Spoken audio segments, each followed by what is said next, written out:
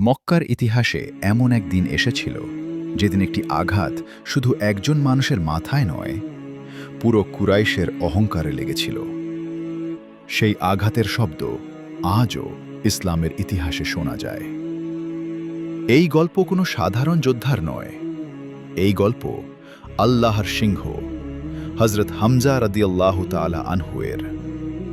একজন মানুষ যার ঈমান মুসলমানদের দুর্বল সময়কে শক্তিতে বদলে দিয়েছিল।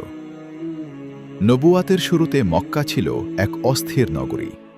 একদিকে নতুন দাওয়াত, তাওহীদের আহ্বান, অন্যদিকে কুরাইশের পুরনো বিশ্বাস, ক্ষমতা ও অহংকার।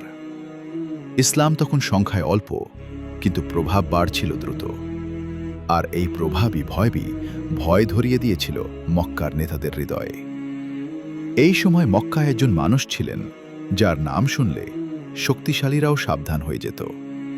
হযরত হামজা ইবনে আব্দুল মুত্তালিব।